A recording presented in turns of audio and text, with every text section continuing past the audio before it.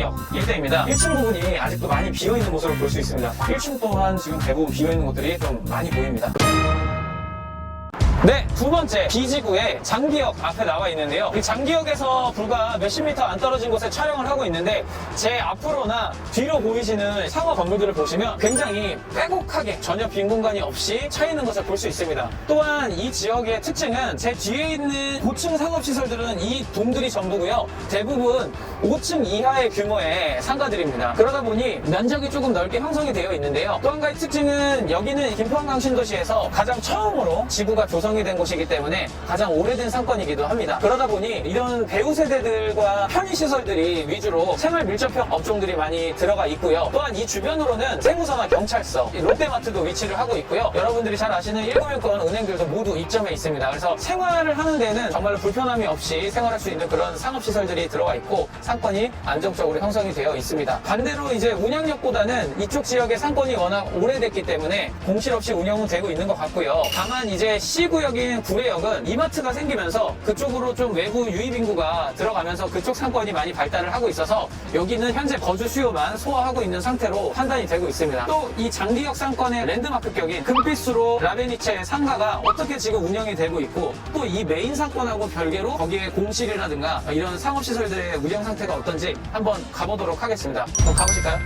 네, 지금 아까 제가 말씀드린 금빛수로 라고 하는 라베니체 상가들이 있는 곳에 지금 나와 있는데요. 지금 제 뒤에 카메라에도 보이지만 지금 뒤쪽으로도 보면 이 상가들이 상당히 많이 비어 있습니다. 이렇게 그냥 비어 있는 곳들도 많고요. 정말 뭐 점포 한두 개 건너 하나씩은 비어 있습니다. 금빛 수로를 따라서는 이게 날이 좋은 날에는 사람들이 많이 찾아오는 것으로 알려져 있는데요. 그럼에도 불구하고 여기는 지금 비어 있는 상가들이 많고 또한 이쪽으로 와서 보시면 제가 좀 보여드리겠습니다. 여기가 이제 금빛수로가 이렇게 형성이 되어 있고 뭐 처음에 계획을 했던 게 이 수변 경관을 주변으로 해가지고 이 안에서는 문보트라는 것도 운영을 해서 사실 제가 문보트를 타보려고 했는데 아쉽게도 코로나 때문에 운영을 중단했다고 하고요. 그래서 문보트를 타고 하면서 좀 외부에서 유입된 인구들도 많았는데 지금은 코로나 때 운영을 중단하고 또 그러다 보니까 지금 보시는 것처럼 수질 관리도 조금 안 돼 있는 모습이에요. 굉장히 쓰레기나 이물질도 많이 들어가 있고요. 그런 점들이 이제 외부 인구들을 자꾸 유입되는데 한계점을 보이는 점들이 아닌가 싶습니다. 좀 더 앞으로 가보실게요. 지금 저희가 상가 주변을 지금 계속 걷고 있는데요.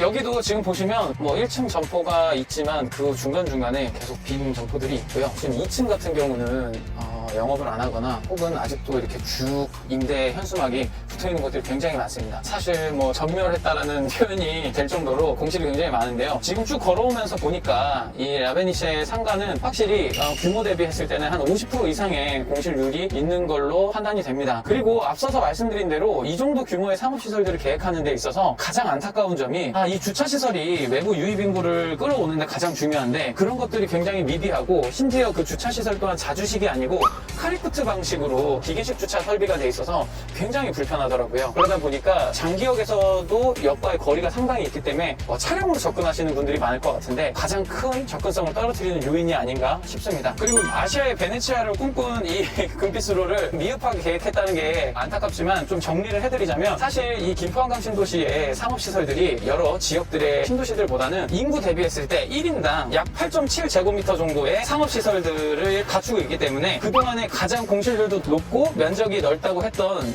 세종시보다도 훨씬 더 높은 수치라고 할 수 있습니다. 그리고 또 여기는 신도시라서 베드타운이라는 개념이 강하기 때문에 여기서 직접적인 소비보다는 서울의 중심부에서 소비를 하고 평일에는 본인들이 거주하는 곳으로 들어오기 때문에 여기서 소비가 일어나려면 배우 상권들이 소비하는 것보다도 외부 유입 인구가 있어야 되는데 이 두 가지가 공급 과잉하고 엮여서 이런 공실률을 낳을 수밖에 없지 않았나 그런 생각이 들고요. 이런 것들을 해소하는 데 있어서는 단순하게 문제점을 바로 고치기보다는 굉장히 중장기적인 계획이 필요하지 않을까 생각이 됩니다.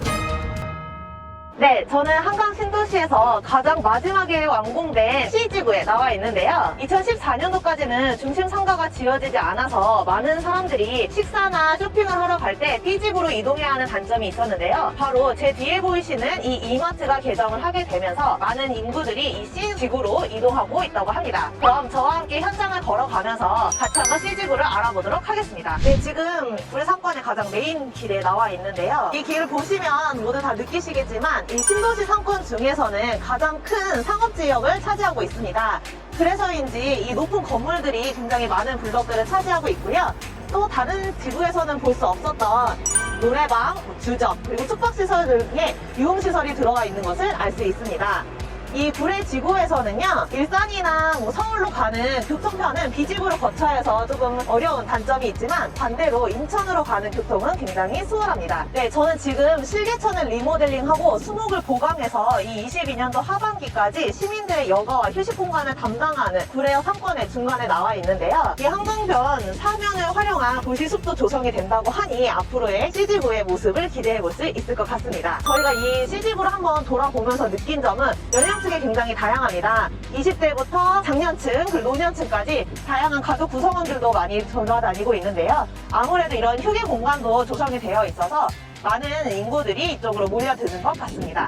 네, 제 뒤로 보이시는 오피스텔처럼 이 C지구 안에는 오피스텔도 많이 신축이 되고 있는데요. 연령층까지 다 확실하게 상권을 잡아줬기 때문에 공실 없이 상권이 잘 유지되고 있는 듯 합니다. 또 이 C지구는 외곽으로는 생활 밀접형 임차인들이 들어가 있고요. 제가 서 있는 이곳의 안쪽으로는 음식점이라든지 술집, 그리고 유흥주점, 그리고 숙박시설 등이 위치되어 있어서 더 많은 유동인구를 끌어모으고 상권을 확장시키는데 안정적으로 자리 잡았습니다. 앞서 보신 A지구, B지구에 비해서 이 C지구는 확실히 더 좋은 모습을 보여지고 있고요. 이 김포 신도시에서도 앞으로 C지구의 활약이 기대됩니다. 양곡지구는 C지구의 북쪽에 붙어있는 택지지구로서 원래 김포 한강 신도시의 개발과는 별도의 지역인데요. 그래도 이 C지구와 일부 생활권이 겹치기 때문에 대부분의 사람들이 한강 신도시 D지구라고 부르기도 한다고 합니다. 하지만 이는 편의상의 명칭일 뿐 정식으로는 한강 신도시와는 별개로 개발이 진행 중인 지역입니다. 네, 이렇게 저희가 김포 한강 신도시를 쭉 돌아봤는데요. 앞으로 계획은 어떤 것들이 있을까요? 네, 김포 신도시의 인구수를 저희가 꾸준히 한번 봤더니 점차적으로 늘어나는 추세인 것을 알 수가 있는데요. 14년도까지는 미분양이었지만 15년부터 미분양수가 급격하게 감소를 하고 최근까지는 거의 제로 미분양에 가까워지고 있는데요. 이렇게 유입되는 세대수가 많다는 것은 김포의 전체적인 흐름도 좋게 흘러가고 있다는 것을 알 수 있습니다. 그렇다면 이러한 흐름을 봤을 때 또 어떤 개발 소재들이 있을까요? 지금 일단 김포 한강 신도시에 계신 분들은 기대를 갖고 있는 게 GTX D 노선입니다.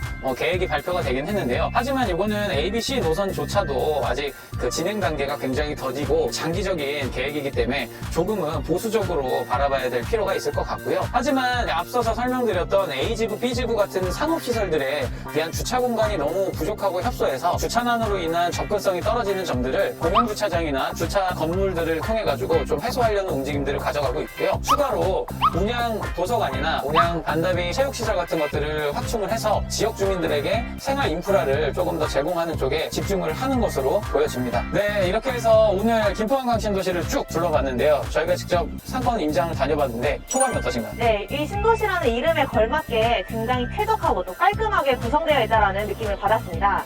대표님은 어떠셨나요? 저는 반대로 그 부분도 공감을 하지만 이 ABC지구가 다른 신도시들과는 다르게 각기 따로 논다는 느낌이 들고 그 지역이 이렇게 한 군데 뭉쳐있는 게 아니라 떨어져 있다 보니까 이런 좋은 것들을 지역 주민들이 이용하시기에 좀 불편한 점도 있지 않을까 하는 아쉬움도 들었습니다. 네, 이렇게 해서 오늘 두 번째 신도시 영상을 담아봤는데요. 또 구독자분들이나 영상 봐주시는 분들이 또 궁금하신 신도시가 있으시면 댓글을 달아주시면 저희가 또 한번 찾아가 보도록 하겠습니다. 지금까지 에이트 빌딩이었습니다. 구독, 좋아요, 알림 설정 부탁드립니다.